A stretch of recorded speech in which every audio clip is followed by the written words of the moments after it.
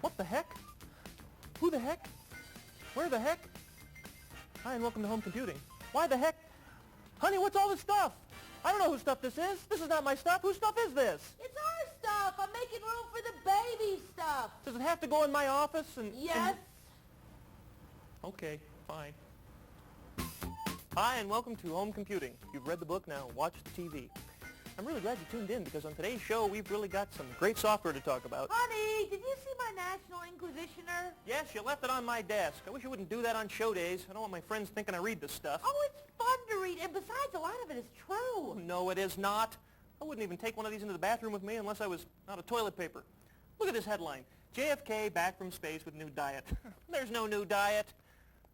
These things are... New miracle pill eradicates love handles in half an hour. Gosh. Hi, and welcome to another Home Computing. As always on our show, no sex, no violence, no software. We're always afraid of the things we don't know about or don't understand. Well, you must really be afraid of housework. I'm not afraid of housework, just the vacuum. But I'll help with laundry later. Oh, dear God, no. You see, everybody has fears, and on today's show, I'm going to expose them. Oh, dear God, no. Hi, and welcome to Home Computing, the show where you don't see video footage of people accidentally getting hit in the groin area. That's why they're America's funniest people.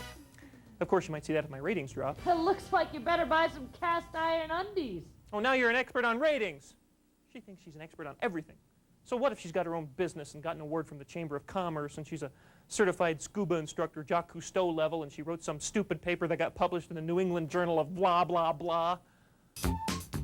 Hi, and welcome to Home Computing. I'm your host, Tim Testa, but some people just call me Dad. That's right, I just became the proud father of a bouncing baby boy, and I promise I'll be more careful carrying him in the future. They're kind of slippery when they're wet.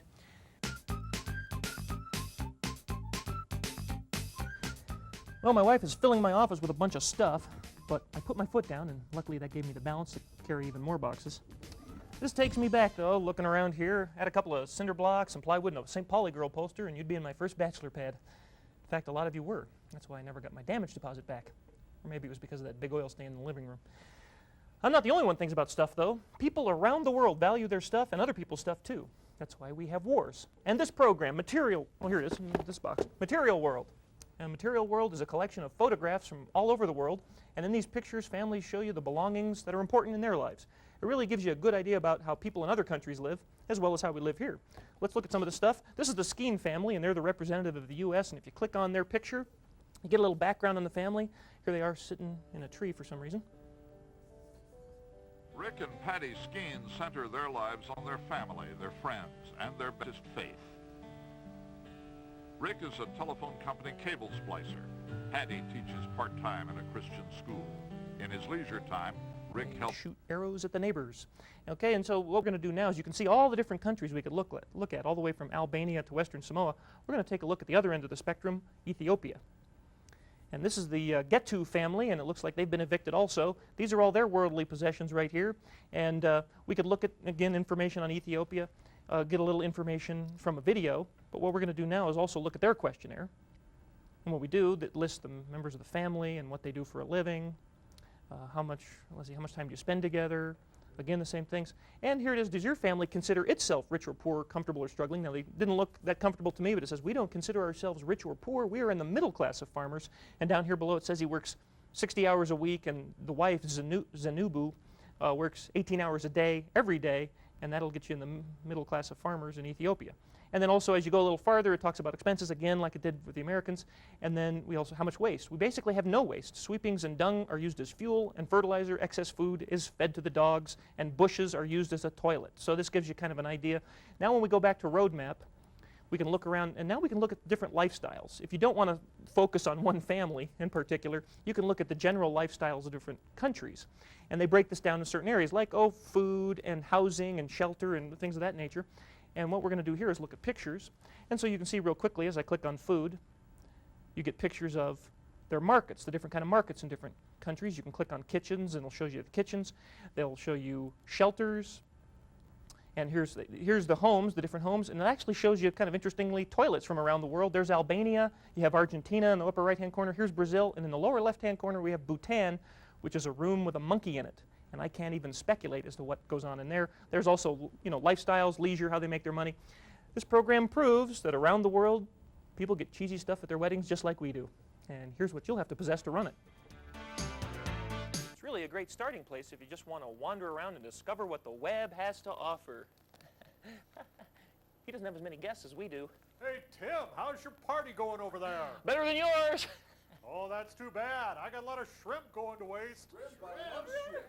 Oh, hey, no, you don't want to go. You don't want, hey, no, wait. hey, wait a minute. No, that's probably bad shrimp. It's probably bad shrimp. Hey, where do you think you're going? Bring me some shrimp! Okay. I was surprised at all the things that modem could do. I was also surprised to find out that a 65-year-old woman had given birth to a full-grown 41-year-old man. But what really surprised me is an email I recently got from Scott Coleman. And Scott writes, "Tim, I love the show, but is this really you writing the email?" Of course it is. I care. I care about my viewers. I want you to be able to reach out and touch me.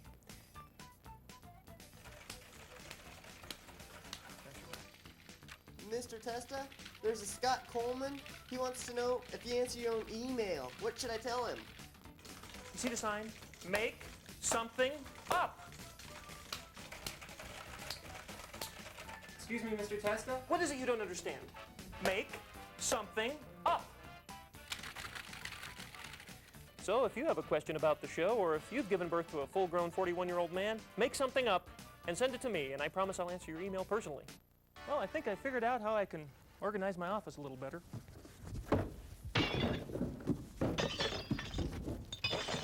Hey, I gotta live in here. In fact, I got an email about that just the other day from James Mundell. He writes, "Thanks for providing a good show. You live near the studio. You seem to be really at home." Well, James, that's because I am at home. We tape the show right out of my house, which has its drawbacks. It seems as though there are television people around here all the time. For example, okay, let's take a break. Why don't you take a little break? All right. You see, I do feel at home.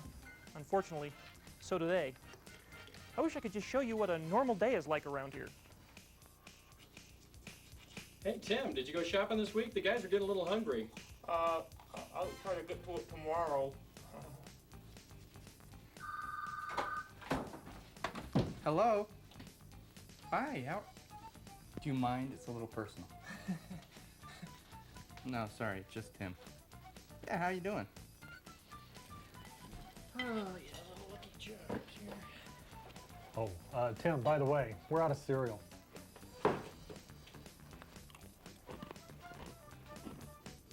Good night, honey. Good night. Good night, Tim Bob. Tim, can we spoon? Well, I feel a lot better having thrown away all that junk my wife put in my office. And I just heard the garbage men take it all away. I hope she's not too mad. I'm not mad at all. Good. Why? Because that was the stuff from your bachelor pad. Ha! What the? Why the? How the? You mean my license plates from every state in the union? My beer can pyramid? My naked lady nutcracker? No! I gotta catch that truck. See you next time. Well, the test is coming up very soon now, and I've decided if I'm gonna pass this test, I've gotta hit the books. So I dug deep into study skills from college and came up with this. Witchcraft is a learning tool. I just need to find the right incantation. Let's see, passing to another level. Here we go. Inferia brainus, mind adumbus, no fail undus. Get out! Uh-oh, I better get rid of, hey, wait a minute. Do you know anything about acupuncture? Get! Well, actually, I do know a little bit. Great! See you next time. Your wife was telling me it has something to do with the body's ability to heal itself.